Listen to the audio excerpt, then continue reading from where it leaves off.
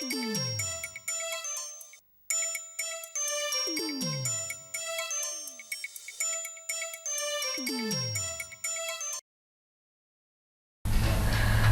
to tonight's episode of Girl Talk. I'm Kaye, Sera.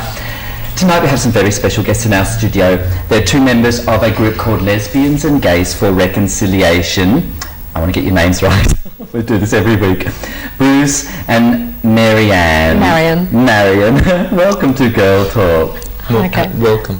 This is a very 90s group, Lesbians and Gays for Reconciliation. What's it all about? You want to start, Bruce?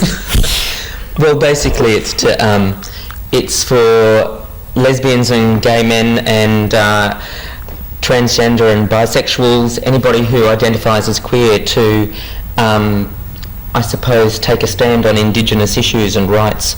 Earlier this year there was a lot to do in the news around native title. Native title was something that we were quite concerned about, and that was actually the stimulus for the group getting together. Yeah, but it's probably worth, I mean, it's all about reconciliation, so can we talk a little bit about what that means in its broadest context? Sure. As Bruce was saying, there have been a lot of issues in the Australian Parliament around native title, around Mabo, around WIC. So there's been stuff happening at the political level, but apart from that, there's also been the giant move that we've all been watching so carefully of the right in Australia, making racist statements, making homophobic statements, starting to wind back a lot of the gains that we made in the 80s around anti-discrimination. And we're really concerned about that. Mm-hmm. And so we're acting on reconciliation in the narrow sense in terms of Indigenous rights, and in the broader sense in terms of all the other issues that it links into. Okay, so you mentioned the Queers Stick with WIC, which is, I have a little photograph which I might show first, but so this was one of your first campaigns, is this right? Yes, that's right. You were marching here at the Pride March this year, Queers Stick with WIC. Was that the one where you had the armbands? That's right. We wanted to have at least 1,000 people wearing armbands at the Pride March to show support for native title. I suppose that's historically the native title issue goes back to the settlement of Australia by Europeans, where it was assumed that Australia was not inhabited by, well, it was inhabited, but the land didn't actually belong to any people at all. Therefore giving Europeans the right to just take the land. Now that wasn't the case, of course. Aboriginals had lived here for 40,000 years and they had a really strong connection with the land. Mm-hmm. And in the early 90s, the Mabo decision recognised that terra nullius was a lie. So that was the Eddie Mabo case? Right, yeah. Okay. And he, that decision recognised that native title did exist on Crown land, and of course there was no argument from governments over that because nobody was really using that land anyway. It was Crown land.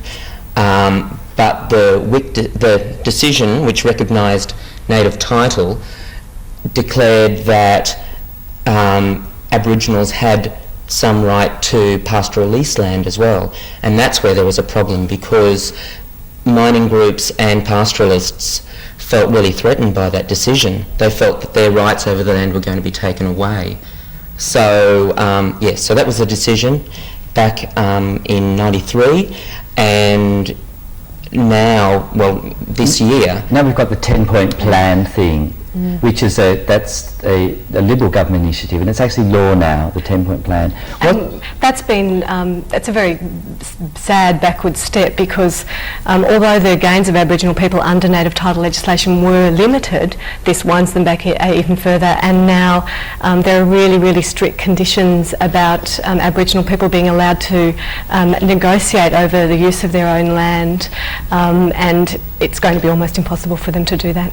Native title was a very small concession by modern Australians to Aboriginal people. Mm-hmm. The rights that they received with that were very small, really. It was just the right to camp and hunt, hold ceremonies, and to negotiate for those rights with people who had their cows walking on that land and feeding on that land. So it wasn't actually land where white Australians might be living. Right. It was land where cows were walking and feeding, which I don't think is Not such a big deal. No, not really at all. Okay, so I'm kind of interested in the lesbian and gay part of the reconciliation movement. Can you talk a little bit about the connection between, why should we care as lesbians and gays? Why should we care about reconciliation? We should care as Australians, first of all, without a doubt, but as lesbians and gay men, racism and Indigenous rights, they are issues that are particularly important because they feed into and they propagate the same sorts of beliefs about scapegoating individual groups, setting certain members of society one against the other, and creating a climate where so-called special interest groups really are becoming sort of less and less safe positions in society, and we've seen that with recent political events. So we think it's really important to make the links. If people are afraid of something they don't know about, if they're prepared to speak out in a way that scapegoats certain people, we should be concerned. We should be concerned for Indigenous Australians, we should be concerned for migrants, and we should be concerned for ourselves. Okay, so it's really just about bigotry. Absolutely. And being aware. Absolutely. Okay. And of course there are members of our community who are Indigenous, Sure. We might be gay and lesbian, but we also have members who are Indigenous people.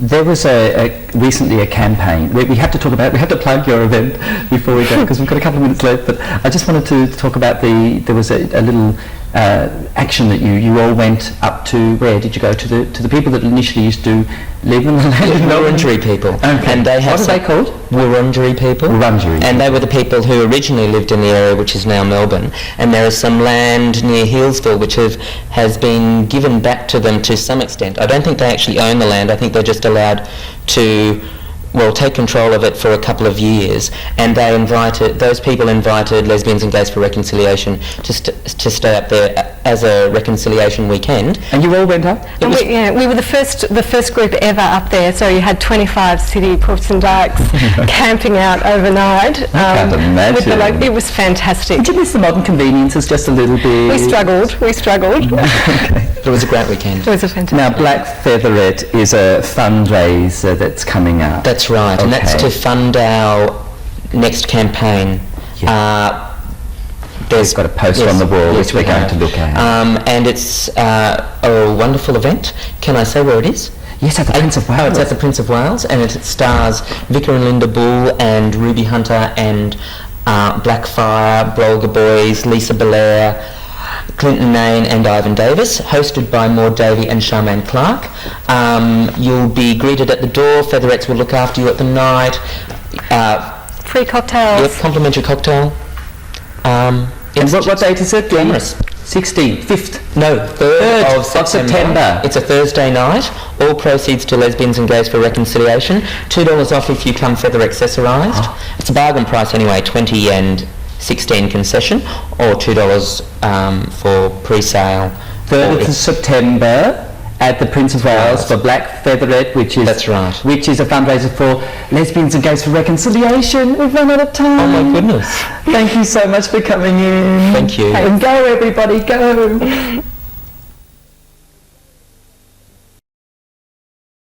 Back to Girl Talk, of course. I am Kaye, Sera, I am, and I'm ever so excited because, have you ever wondered what the little terms, when you have a look in the back of the MSO or the brother sister and you see these little words like B and D and S and M, and you kind of wonder, well, what do they mean? Is it like B and D? Backstage and documentaries, maybe? Well, unfortunately not, but our guest tonight is going to be able to explain all of these terms and many more. Mistress Avaline.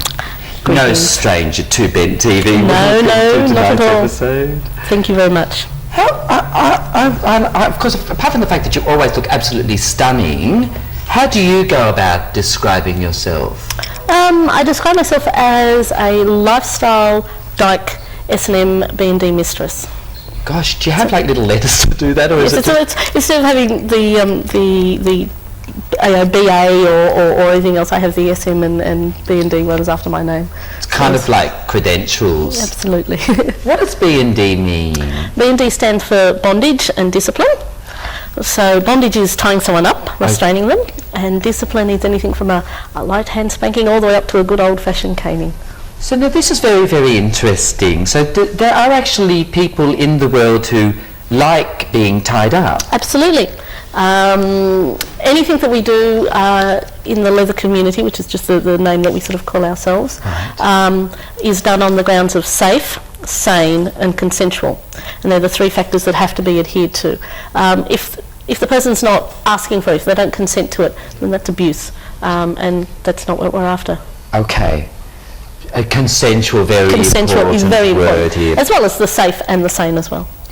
Now we probably should, because I'm sure that our viewers will be interested. How on earth did you get involved in this? I was a receptionist at an establishment called Salon Kitties in Sydney, which was a professional B&D house. I soon realised that I was on the wrong side of the fence and started my apprenticeship, which I did a 6-month apprenticeship in learning how to do everything safely. And during that time I actually put names to things that I had been doing all my life and didn't realise that it was sort of like there were other people out there that also wanted it as well. So all the puzzle started to fit for you all. Absolutely, yes. And you are the co-convener of the Melbourne Leather Pride Association. Okay, and there is an event coming up. Yes, we've got our annual Leather Pride Week, which is, it starts on Friday the 16th of September, starting with Ritual Dance Party, and then we finish on the 26th of September with Pride Bound. Bound is the night that I run at the Paladin Club in the city. Which is once a month? Once a month, the last Sunday of every month. So we're incorporating the normal club into part of the Pride Week. Right. And in between those days we're going to have workshops, barbecues, private B&D play parties, a film, preaching to the perverted. Okay. So lots of fun things happening. So a fun time will be had by all. Absolutely. Now that's our big plug for the segment. Now we can have a look at some of your wares. Yes, absolutely. Some of my toys. Okay. Now, what do we have here? I love the fact that it all comes in a little briefcase. A briefcase, yes. This is my little portable toy box. Okay. We'll start with, say, a whip. It's lavender. Yes. What's the story? Everyone else has black B&D equipment. I'm slightly obsessed by purple. My dungeons are all painted purple, and all my private B&D equipment is all purple as well. Mistress Avaline, tell me about your dungeons. My dungeons, my professional dungeons are at above the Lucretia and Dessard, which is that fabulous store. Fetish clothing shop. Yes. So you notice how we're not saying the address because we're not allowed to. No.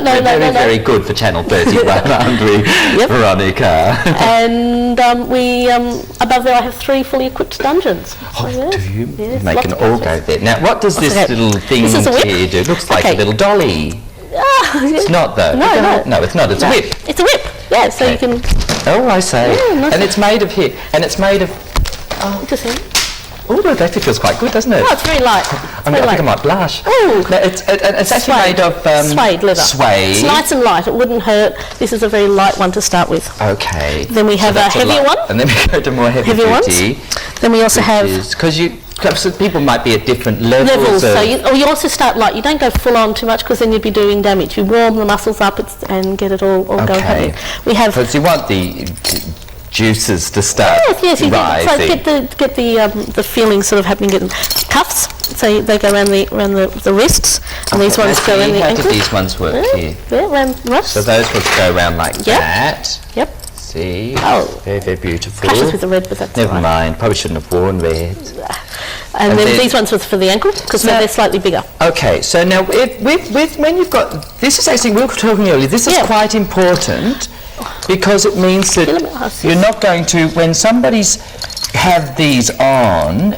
You're not actually going to because you've got all the nerves and veins running through that area there. Right. If you were to tie ropes around there, which you often see people tying scarves and things to bed and things like that, you can actually put pressure on the nerves and do damage. So by putting a leather cuff there, all the pressure's on the cuff and not on the body at all. It's a safety. It's a safety issue, exactly. Okay. And so then they can be tied up. They can be tied up, tied down to the bed, tied to a cross, tied to all sorts of places. And flagellated. Yes, with the word. I don't think that's the right word. Flagellated. Flagellated. The other one with a whip. thing. Yes. Or we can, for the buttocks, we Words can... wrong. What's that? The paddle? Table tennis. No, all of a difference, yes. Sort of the spanking. For the bot. Yep. For those naughty boys out there. And naughty girls. And naughty girls, yes. really? And this is another very... It's a calf, isn't it? And what's this one do? That's another for the bottom, another strap. Doesn't it make a nice sound? It does. That's half the fun. It's a total sensory experience. They feel it, they hear it, they can smell the leather, put a gag in their mouth, they can taste it. Oh, everything's taken care of. Now, from Pets Are Us. Who made now? They didn't balk when you went in. No, when I said I need some dog tags made with Avaline's slave on it. So they sent away the little form of being engraved, and they didn't laugh too much. Now, when people come along and they come to you and they're quite open, they say, "I want to be your slave." Yes.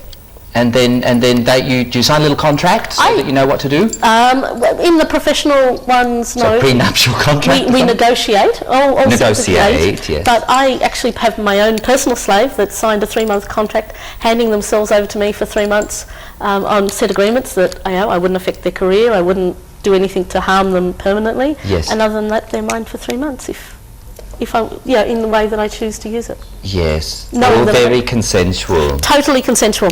Yes. Okay, now we do want to plug your little event again because we're running out of time here, but this is Leather Pride Week. Leather Pride Week. So this is a week of celebration. Yes. It starts the 16th, yes. Friday the 16th of September. Going to the 26th. Okay. And there'll be all the information and brochures will be in things like Brother Sister or Lucretia and Assad, so they'll be able to find out any information there. Anyone that wants to volunteer to help for any of the events, they can contact Lucretia and Assad, and we can sort of, entry into the dance party, something like that, as return for... What's the dance party called again? Ritual Dance Party. Ritual Dance Party. Yes. And there's also that film that we need to look forward to. Preaching to the Perverted as well. That's on the Wednesday night. Sounds like such fun. Oh, it absolutely is. No point doing it if it's not fun. Mistress Avaline, it has truly been a wonderful experience. Thank you very much. Thank you for coming in. Thank you.